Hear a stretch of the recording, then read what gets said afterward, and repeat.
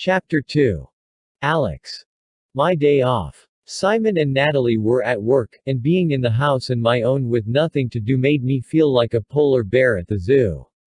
I roamed from room to room, unable to rest or concentrate on anything, spent hours flicking through photos of people I barely know on Facebook, stopping every now and then if an attractive friend of a friend caught my eye. I was so bored that I decided to do a bit of housework, put some washing on. Checking my jeans pockets before shoving them in the machine, I found a folded up tenner. A sign from God for me to get off my bored skinny ass and go and do something. Anything. I decided to get on a tube and see where I ended up. On the way to the station, my thoughts returned to the writing class. I've been thinking about it a lot over the last few days. I'm glad I took the plunge and signed up. The hours at work pass quicker now I have something to look forward to. Okay, they don't exactly skip by, but previously they moved like a wounded soldier dragging himself across a battlefield. Writing this journal makes me feel better too. Getting my thoughts onto paper, or, more accurately, onto the computer screen, paper is so old-fashioned, stops them festering in my head. I wonder what my fellow students write about in their journals. It's not hard to imagine. Brian writes his in the guise of a mythical character from one of his fantasy stories, Brian the Bloody Awful, roving the land and bewitching lusty maidens with his magic staff. Kathy details her lipstick lesbian affairs in her journal, Blow by Blow, or Lick by Lick, accounts of sapphic escapades. I'd love to read it. Barbara sticks pictures of her grandchildren in hers, confusing it with a scrapbook, and writes long poems about Daylinem. I can barely remember the names of the other students, so nondescript were they. Unlike the teacher. Siobhan. She came into the room with a knowing smile on her face, unhooking her bag from her shoulder and studying her new students in turn. Her hair was cut in that short, boyish style that I like, and she had big, bright eyes, though I couldn't quite work out their color. They seemed to change as I looked at her, or maybe it was just my opinion about them changing. Blue, no, gray, no, green, no, hazel. She said she was 35. I've always thought I'd like an experienced older woman. She also said she had no husband, and I wondered if she was divorced. She was too attractive not to have been snapped up at some point. There was something in her eyes that betrayed pain, disappointment. But she looked confident, standing there in front of us, as if whatever trials she'd been through had made her stronger. I like that. I like women to be strong. Intelligent. The kind of woman who can put up a fight when she needs to. I couldn't imagine ending up with a wimpy girl. I would have been shitting myself if you asked me to stand up, or sit on a desk, in front of a group of strangers, but Siobhan clearly took it in her stride. I'm sure that her eyes lingered on me for an extra beat when she looked around the class. She touched the bridge of her nose, as if she was pushing back a pair of glasses. A part-time contact lens wearer, like me. The gesture made me think she wanted a better look at me, that she was evaluating me. When she spoke and introduced herself, her voice was musical, but quiet. I had to lean forward and concentrate to understand what she was saying. It was night music, a lullaby. I noticed Barbara fiddling with her hearing aid. When my turn came to speak, my voice trembled with nerves and I only managed to get out one sentence before coming to a halt. I'm sure this didn't make Siobhan think badly of me, though. She's a writer, she's almost certainly into sensitive men. I was sad when the class ended, because it meant I had to say goodbye to her for a week. Still, that week is almost up now. I'll see her again in a few hours. The tube train got stuck in a tunnel just outside Oxford Circus. The lights flickered and electricity hummed through the carriage. Nobody looked at anyone else, nobody said anything. There was a crackly, inaudible attempt at an announcement and I could feel myself getting hot tense. Nobody else seemed to have even noticed that we'd stopped. I had an image of that scene in The Rats, passengers traipsing through the tunnels, savaged in the dark by razor-teethed rodents. The woman opposite gave me a look. She chewed the inside of her cheek for a moment then said, "You okay?" She was American. I'm fine. It's just that you made this noise. Single quote. I felt my cheeks heat up.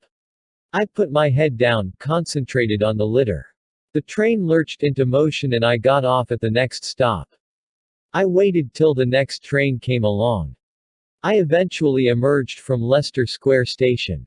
I needed something to read and immediately thought of the second-hand bookshops on Charing Cross Road. I trawled around the shops, scanning the tables, picking up yellowed paperbacks, sniffing them and putting them back again. I like second-hand bookshops for their cheapness, but there's something revolting about them too. The thought of all those greasy fingers handling the pages, all that dead skin gathering in the folds. Examining one book, I found a squashed spider between the pages. Perhaps someone had used it as a bookmark.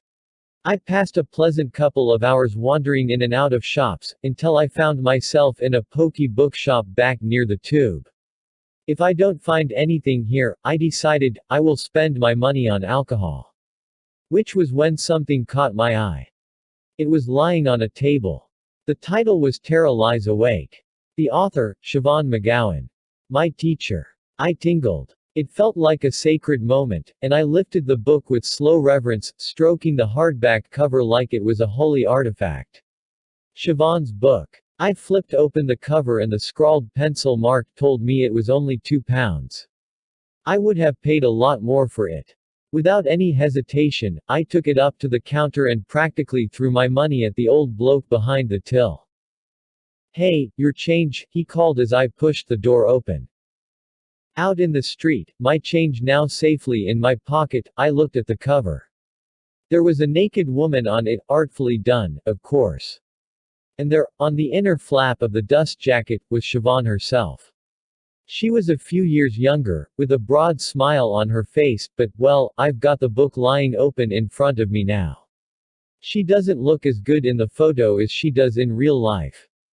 It looks a bit posed, fake. When she stood up in front of us in the classroom she seemed real. I mean, of course, she was real, but, oh, I don't know what I'm trying to say. I suppose what I mean is that although Siobhan looks good in the picture, she could be any woman. But the woman who stood in front of us in the classroom last week seemed special. I stopped at the off-license on the way home and bought a bottle of wine, then shut myself in my room with the book and stayed there all evening. God, the dreams I had after reading Tara Lies Awake. It's so erotic. So sensual. Or is it sensuous? I'll have to look it up. Don't want to say the wrong thing when I discuss it with the author, do I? Whatever, it's damn sexy. And beautifully written. Sexy and beautiful, and surely a book is a reflection of its author. I saw a hint of it last week in the classroom, but only a hint. I expect she has to hide it in front of most people. It can be dangerous being that passionate. You have to keep it in check, wear masks. But I feel like I've learned so much about her from reading the book, and I can't wait for her to show more of herself. Siobhan's novel is about this woman called Tara who is a virgin until she's 21. She's always been scared of men and relationships, and then she meets this guy called Luke. He's married, and older than her. And they fuck. Christ, do they fuck. I've been around the world. I've been to Bangkok where girls are supposed to know every trick in the Kama Sutra. But I bet those Thai girls wouldn't have heard of some of the things Tara and Luke get up to in Tara Lies Awake. The book is written from Tara's perspective after the affair ended. She's lying in bed, thinking about all the stuff they did, touching herself. She ended the relationship because of his wife, but she still craves him. And on the last page, there's a knock at the door. And that's how it ends. Oh Siobhan, you seem so calm, so placid on the surface. But underneath, I know what's inside you. Oh Siobhan. I want to be inside you. Imagine how thrilled she'll be when I turn up with her book tonight. No, wait, though, I won't take her book along with me. That's too obvious, and one of the others might ask to borrow it and I won't be able to say no. I don't want to let the book out of my clutches. I have uses for it. So what can I do to make Siobhan happy? Of course. It's obvious.